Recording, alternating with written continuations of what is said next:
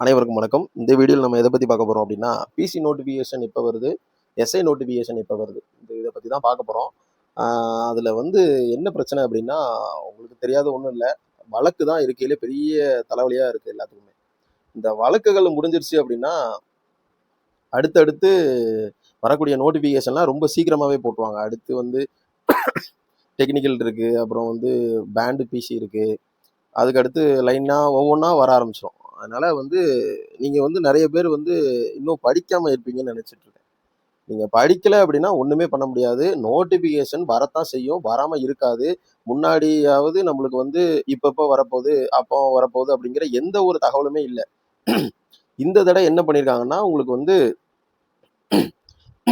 Annual planar வந்து விட்டுருக்காங்க. அப்படிங்கப்போ நம்மளுக்கு அது ஒரு பெரிய ப்ளஸ் பாயிண்ட். இது வந்து விட்டுட்டாங்கனாலே கண்டிப்பாக நம்மளுக்கு நோட்டிஃபிகேஷன் இருக்குன்னு எல்லாத்துக்கும் தெரிஞ்சு போச்சு. நீங்கள் வந்து நோட்டிஃபிகேஷன் எப்போ வரும் எப்போ வரும்னு கேட்டுட்டு இருக்கிறதுக்கு பதிலாக ஒரு குரூப் அமைதியாக உட்காந்து படிச்சுட்டு இருக்காங்க. அது எத்தனை பேருக்கு தெரியணும் தெரியல. நிறைய பேர் அமைதியாக உட்காந்து படிச்சுட்டு இருக்காங்க, எஸ்ஐக்கும் சரி பிசிக்கும் சரி. நீங்கள் படிக்காமல் இருந்தீங்கன்னா நீங்கள் தான் இருக்கையிலே வந்து ரொம்ப ரொம்ப எப்படி சொல்ல லேசியாக இருக்கீங்கன்னு அர்த்தம். சரிங்களா?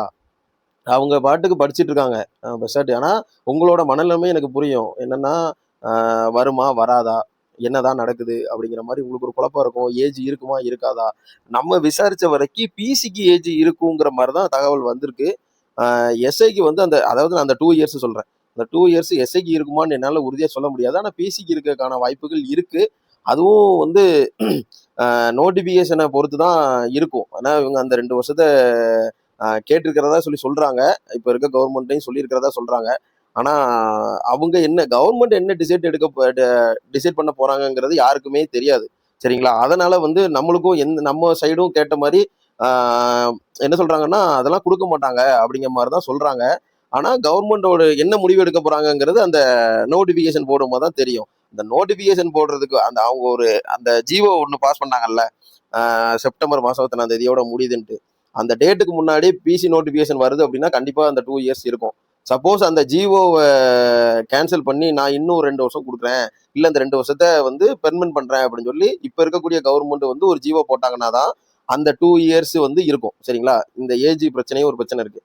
சரி, கேஸ் என்ன பார்த்தீங்க அப்படின்னா, பிஎஸ்டிஎம் கேஸு எஸ்ஐல வந்து அது இன்னும் ஸ்டேல தான் இருக்கிற மாதிரி நமக்கு தகவல். அதனால வந்து அந்த கேஸு இன்னும் வரவே இல்லை. ஸோ அதனால இனிதான் தெரியும். அந்த கேஸு இன்னும் கொஞ்சம் இப்போ தான் வந்து பார்த்தீங்க அப்படின்னா ஹைகோர்ட்டுக்கு அப்புறம் வந்து மாவட்ட நீதிமன்றங்களுக்கெல்லாம் இப்போ தான் வந்து பிபி அதெல்லாம் போட்டுட்டு இருக்காங்க. ஸோ அதனால இது வரைக்கும் வந்து முன்னாடி இந்த கவர்மெண்ட்ல இருந்த வழக்கறிஞர்கள் தான் இருந்தாங்க. இப்போ புதுசாக வந்திருக்கக்கூடிய கவர்மெண்ட் வந்து இந்த லாயர்ஸ் ஃபுல்லாக வழக்கறிஞர் அரசு தரப்பு வழக்கறிஞர்களை இப்போ தான் நியமனம் பண்ணிட்டு வராங்க. ஸோ இனி வந்து கொஞ்சம் வழக்கு கொஞ்சம் ஸ்பீடாக போகும்னு நான் எதிர்பார்க்குறேன். இந்த இந்த கேஸ் முடிஞ்சா மட்டும்தான் அடுத்த எஸ்ஐபிசி நோட்டிஃபிகேஷன் இருக்கும். சரிங்களா? ஆனால் எஸ்ஐபிசி நோட்டிஃபிகேஷன் இருக்கு, நான் இல்லைன்னு சொல்லவே மாட்டேன். கண்டிப்பா இருக்கு. தொடர்ந்து படிச்சுட்டே இருங்க. நீங்க படிக்கலைன்னா நீங்க தான் இருக்கையிலே எனக்கு என்ன சொல்லன்னு தெரியல. நீங்க படிங்க, நான் அவ்வளவுதான் சொல்லுவேன். நீங்க படிக்காம இருக்கிறது வந்து உங்க தலையில நீங்களே மண்ணள்ளி போட்டுக்கிறதுக்கு சமம். மேக்ஸ் அதாவது இந்த ஏஜ் இல்லாதவங்க வந்து ஃபீல் பண்றாங்கன்னா அது அது பிரச்சனை இல்லை. எனக்கு எனக்கு வயசு இருக்கு, நான் வந்து இப்படித்தான் இருப்பேன் அப்படின்ட்டு இருந்தீங்கன்னா நீங்க இந்த வருஷம் இல்லை எந்த வருஷமும் பாஸ் பண்ணிக்கிற முடியாது. அதனால ஏஜ் இருக்கிறவங்க உட்காந்து தயவுசெய்து உட்காந்து படிங்க. படிக்கிறத மட்டும் வேஸ்ட் பண்ணிடாதீங்க. சரிங்களா? இப்போ நீங்க எல்லாரும் என்ன நினைக்கிறீங்கன்னு தெரியுமா? இப்போ டெக்னிக்கல் எஸ்ஏ இருக்கு, அப்போ பேண்டு பீஸ் இருக்கு. இந்த ரெண்டுமே ரொம்ப சின்ன ப்ராசஸ் தான். வேக்கண்டும் கம்மி, அப்படிங்கப்போ ப்ராசஸும் ரொம்ப கம்மி. என்ன அப்படின்னா டெக்னிக்கல் வந்து எக்ஸாமு, அப்புறம் வந்து ஃபிசிக்கல் கிடையாது, ஹைட்டு ஜஸ்ட்டு மட்டும்தான் இருக்கும். அதுலேருந்து ஒரு 1 மந்த்துக்குள்ள ஒரு அதிகபட்சம் 25 நாளுக்குள்ள வந்து ரிசல்ட் போட்டு இன்டர்வியூ முடிச்சாங்கன்னா உடனே ஆர்டர் கொடுத்துட்டு ட்ரைனிங் ஏற்றிடுவாங்க. ட்ரைனிங் அவங்களுக்கு பெரிய ட்ரைனிங்லாம் ஒன்றும் கிடையாது. 3 to 4 மாதம் 5 மாதத்துக்குள்ள தான் ட்ரைனிங், மொத்த ட்ரைனிங். அதனால பெருசாக ஒன்றும் இருக்காது. அதனால நீங்கள் அந்த ப்ராசஸ் இப்போ டெக்னிக்கல் எஸ்ஏ இருக்கு, அதனால நம்மளுக்கு நோட்டிஃபிகேஷன் தள்ளி போமா அப்படின்னு நினைக்காதீங்க. ஏன்னா அவங்க அந்த ப்ராசஸ் ரொம்ப சீக்கிரமே முடிஞ்சிடும். அதனால அது ஒரு பெரிய ப்ராசஸ்லாம் ஒன்றுமே இல்லை. சரிங்களா? நீங்கள் வந்து தயவுசெய்து உட்காந்து படிங்க. நம்ம வந்து பிசிக்குன்னு தனியாக ஒரு டெஸ்ட் பேட்ச் ஸ்டார்ட் பண்ணியிருக்கோம். வர 10ஆம் தேதியிலேருந்து அந்த டெஸ்ட் பேட்ச் வந்து ஸ்டார்ட் ஆக போகுது. உங்களுக்கு விருப்பம் இருக்கிறவங்க நீங்கள் வந்து ஜாயின் பண்ணிக்கோங்க. நம்ம எஸ்ஐ ஆல்ரெடி ஒரு பேட்ச் போட்டு முடிய போகுது.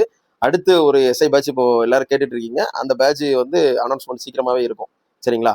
உங்களுக்கு வேறு எதுவும் டவுட்டு அப்படின்னா எனக்கு கமெண்ட் பண்ணுங்கள். இல்லைனா எனக்கு நம்மளோட வாட்ஸ்அப் நம்பரில் எனக்கு மெசேஜ் பண்ணுங்கள். லைக் பண்ணுங்கள், ஷேர் பண்ணுங்கள். தேங்க்யூ.